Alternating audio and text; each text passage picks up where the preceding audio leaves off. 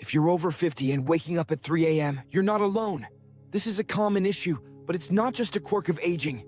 It could be your body sending you a signal about your health, your sleep, or even your lifestyle. Today, we're diving deep into why this happens, what it means, and most importantly, how you can fix it to get better sleep, improve your health, and feel more energized during the day.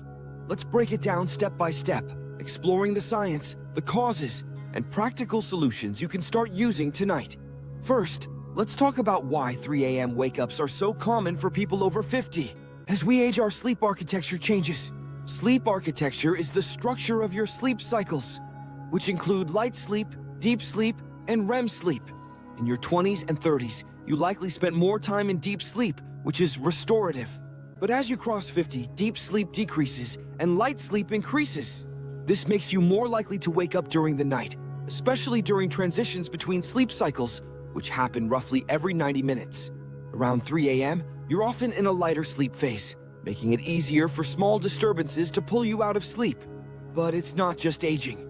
There are specific triggers that make 3 a.m. wake-ups more likely. One major factor is your circadian rhythm, your body's internal clock. As you age, your circadian rhythm can shift, causing you to feel sleepy earlier in the evening and wake up earlier in the morning.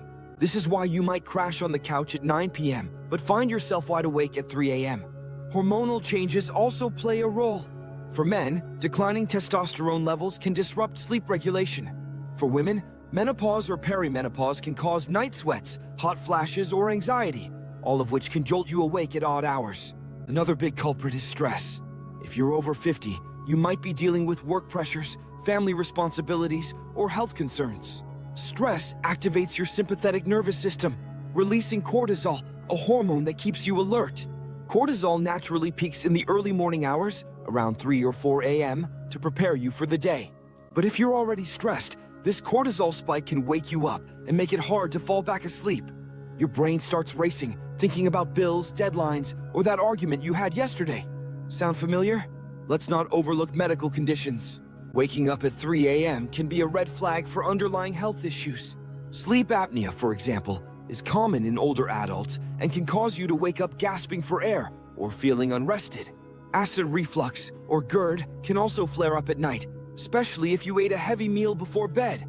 Prostate issues in men or bladder problems in both men and women can lead to frequent nighttime trips to the bathroom, breaking your sleep cycle. Even undiagnosed conditions like diabetes or thyroid imbalances can mess with your sleep by affecting blood sugar or metabolism. Now, you might be thinking, okay, but what does this mean for my health? Waking up at 3 a.m. isn't just annoying. It can have serious consequences. Poor sleep is linked to a higher risk of heart disease, stroke, and diabetes. It weakens your immune system, making you more susceptible to colds or infections. It also affects your brain. Chronic sleep disruption can impair memory, focus, and mood, increasing the risk of depression or anxiety. If you're waking up night after night, you're not getting the restorative sleep your body needs to repair tissues, regulate hormones, or clear toxins from your brain. Over time, this can accelerate aging and make you feel older than you are. So what can you do about it? Let's start with the low-hanging fruit. Your sleep environment. Your bedroom should be a sleep sanctuary. Keep it cool, ideally between 60 and 67 degrees Fahrenheit, because a lower temperature supports deeper sleep. Make sure it's dark. Use blackout curtains or a sleep mask to block out light, which can suppress melatonin, the hormone that helps you sleep. And keep it quiet. If you live in a noisy area, try a white noise machine or earplugs. Even small sounds can disrupt light sleep phases, especially at 3 a.m. Next, let's talk about your bedtime routine. Consistency is key. Go to bed and wake up at the same time every day, even on weekends. This trains your circadian rhythm to stay on track. Avoid screens at least an hour before bed. The blue light from phones, tablets, or TVs tricks your brain into thinking it's daytime, reducing melatonin production. Instead, try reading a book, meditating, or doing gentle stretches. These activities calm your nervous system and signal to your body that it's time to wind down. What you eat and drink matters too. Avoid heavy meals, spicy foods, or alcohol within 3 hours of bedtime. Alcohol might make you feel sleepy at first, but it disrupts your sleep cycles, often causing wake-ups in the middle of the night. Caffeine is another sneaky culprit. That afternoon, Coffee or energy drink can stay in your system for up to 10 hours, so cut off caffeine by noon. Instead, try herbal teas like chamomile or valerian root, which promote relaxation. Exercise is a game changer for sleep, but timing matters. Regular physical activity, especially aerobic exercise like walking, swimming, or cycling, improves sleep quality by reducing stress and boosting deep sleep. Aim for at least 30 minutes most days, but avoid intense workouts within 3 hours of bedtime, as they can leave you too energized to sleep. Morning or early afternoon workouts are ideal for aligning your circadian rhythm. Now, let's address stress, because it's often the root cause of 3 a.m. wake-ups. If your mind is racing when you wake up, try keeping a notebook by your bed. Jot down your thoughts to offload them from your brain. This can help you let go and fall back asleep. During the day, practice stress reduction techniques like deep breathing, yoga, or mindfulness meditation. Even 5 minutes of slow, deliberate breathing can lower cortisol levels and calm your nervous system. If stress feels overwhelming, consider talking to a therapist or counselor to address underlying issues. If you suspect a medical condition, don't ignore it. If you're snoring loudly, gasping for air, or feeling exhausted despite sleeping, ask your doctor about a sleep study to check for sleep apnea.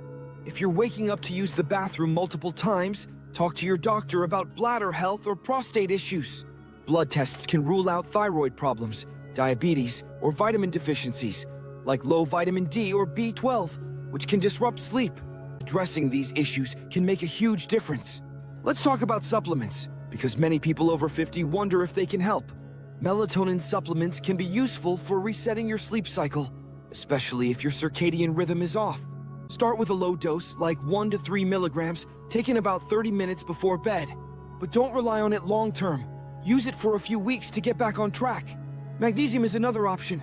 It relaxes muscles and calms the nervous system. Try 200 to 400 milligrams of magnesium glycinate or citrate before bed, but check with your doctor first, especially if you're on medications. Here's a practical tip for when you wake up at 3 a.m. and can't fall back asleep. Don't lie in bed staring at the ceiling. It'll only make you more anxious. Instead, get out of bed and do something calming in low light, like reading or listening to soothing music. Avoid bright lights or screens, as they'll wake you up further. After 20 minutes, try going back to bed. This breaks the cycle of associating your bed with frustration. Let's wrap up with a long-term strategy: sleep hygiene. This means building habits that support consistent, high-quality sleep. Limit naps to 20 or 30 minutes and avoid napping after 3 p.m., as it can reduce your sleep drive at night. Ascend it to heaven. If you're still waking up at 3 a.m. despite these changes, consider cognitive behavioral therapy for insomnia, or CBTI. It's a structured program that helps you identify and change thoughts and behaviors that disrupt sleep. You can work with a therapist or use online programs to learn techniques like stimulus control, which helps you associate your bed with sleep, not wakefulness. To sum it up, waking up at 3 a.m. is a signal that something's off, whether it's your sleep environment, stress, diet, or an underlying health issue. By optimizing your bedroom, sticking to a consistent routine, managing stress, and addressing medical concerns, you can break the cycle and sleep through the night. Start with 1 or 2 changes, like cutting out late-night snacks or adding a morning walk, and build from there. Over time, these small habits can transform your sleep, boost your energy, and help you feel healthier and more vibrant, no matter your age. If you're ready to take control of your sleep, try one of these strategies tonight. Keep a sleep diary to track what works and what doesn't. And if you're still struggling after a month, reach out to a doctor or sleep specialist. You don't have to live with 3 a.m. wake-ups. Your body wants to sleep.